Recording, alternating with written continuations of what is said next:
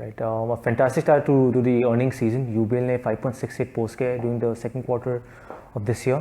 Earnings are up 27% on a year-over-year basis. And सबसे जो highlight नज़र आई इस earnings जो UBL के second quarter की आई हुई थी, उनमें core income जो थी उसमें turnaround नज़र आया, which has not been the case for the last few quarters. क्योंकि बहुत सारे banks हैं जो capital gains पे काफ़ी तक cushion ले रहे थे. I think this time around थोड़ा सा एक अच्छा surprise element UBL के front पे आया है. उनकी काफ़ी तक रिकवरीज हुई हैं नॉन परफॉर्मिंग लोन्स की, तो वहाँ से थोड़ी सी रिवर्सल्स नज़र आए बुक किए इन लोगों ने.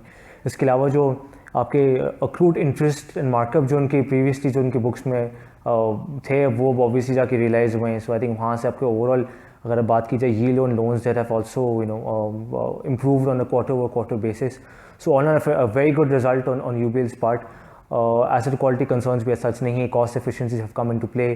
कैपिटल गेंस के ऊपर इतना ज़्यादा रिलायंस नहीं था जिस तरह से मैं फर्स्ट क्वार्टर में नज़र आया था.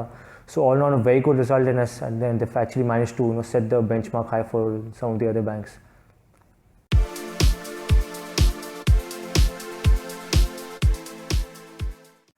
राइट. एमसीबी की क्वार्टर की भी एक्सपेक्टिंग ₹4.80.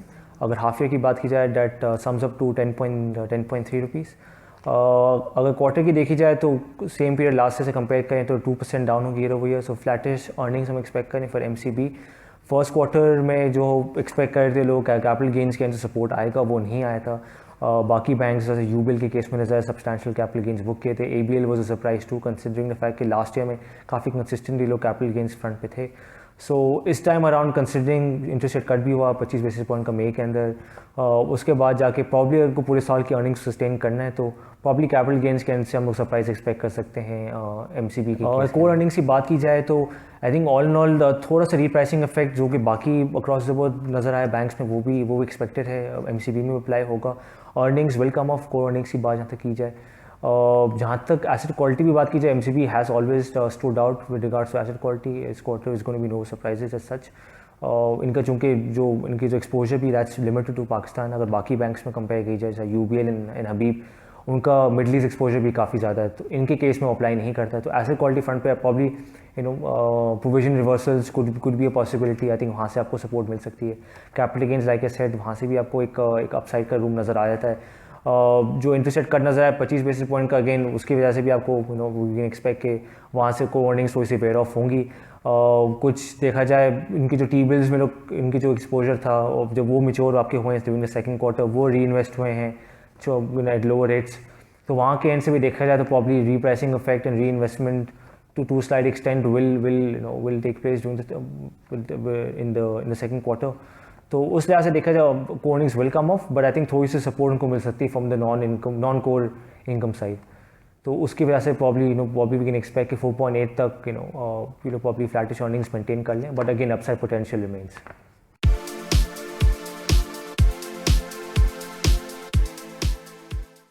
लेकिन अभी सच फॉर्मल कोई इस वक्त आई नहीं notification as to how far they have gone through with the process. But ये है एक्सपेक्टेड यही कि प्रॉब्ली जो सेकंड क्वार्टर के बाद जो कॉल होगी एनालिस्ट कॉल तो आई थिंक प्रॉब्ली वहाँ पे थोड़ी सी क्लैरिफिकेशन आ जाएगी as to when we can expect that to happen.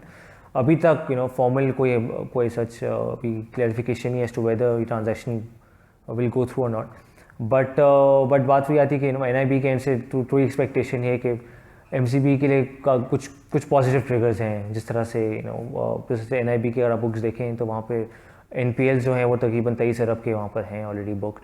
अगर और उनका जो कॉमन क्लाइंट बेस है एमसीबी एंड एनआईबी के तो आई थिंक वहाँ से हम एक्सपेक्ट कर सकते हैं कि रिकवरीज आ जाए. अगर इन केस रिकवरीज आ जाते हैं तो प्रोविजन रिवर्सल्स के थ्रू वो प्रॉब्ली आपकी अर्निंग पर सपोर्ट मिल सकती है.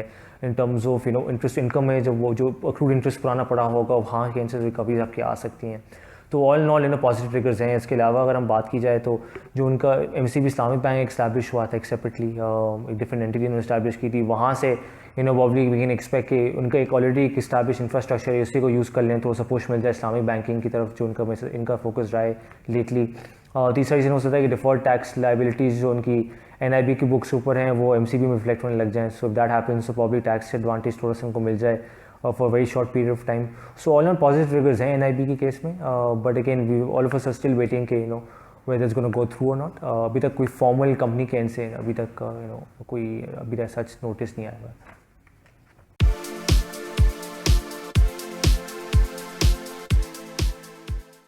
जो कंसिस्टेंटली देते हुए आ रहे हैं 4 रुपये का पे आउट, आई थिंक वो एक्सपेक्ट करें कि इस बार भी मेंटेन करेंगे।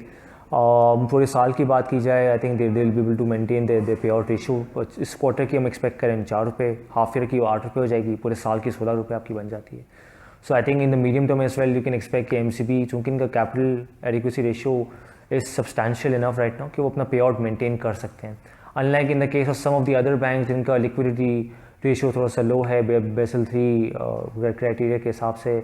कुछ लोग के कार अभी भी कंस्ट्रेंट्स हैं, तो आई थिंक एमसीबी चूँकि उस कैटेगरी में बिलोंग नहीं करता, I think pay out ratio you can expect कि probably in the medium term MCB will continue to maintain the pay out ratios.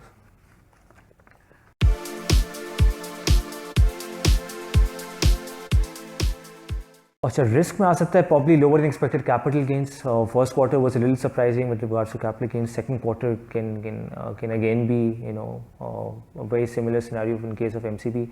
So up down side capital gains से भी आ सकता है। और उसके अलावा प्रॉब्ली एसेट क्वालिटी फ्रंट के ऊपर फ़ी इनकम में नज़र आया कि रेमिटेंसेस स्लो डाउन हुई हैं ओवर टाइम, और इनका थोड़ा सा इम्पैक्ट हुआ है अक्रॉस द बोर्ड। सारे बैंक्स की जो फ़ी इनकम रिकॉर्ड की जा रही है उसमें थोड़ा सा डिसेलरेशन नज़र आ रहा है। सो आई थिंक प्रॉब्ली उस सेंड पे भी थोड़ा सा आप एक्सपेक्ट कर सकते हैं कि आ जाए। Trade financing has slow down as well because again trade activities directly link to आपकी ग्लोबल इकोनॉमिक एक्टिविटीज़ के साथ चलती भी आ रही हैं। तो उस तरह से देखा जाए तो प्रॉब्ली फ़ी इनकम भी थोड़ी सी अंडर प्रेशर हो सकती है।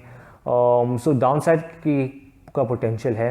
इसके अलावा जहाँ तक बात की जाए प्रॉब्ली प्रोविजन रिवर्सल्स और प्रोविजंस बुक हो, again that could be a possibility. So down side तो है but I think Fairlie limited. So probably I think probably अगर देखा जाए तो दे MCB could be able to manage their earnings during the second quarter.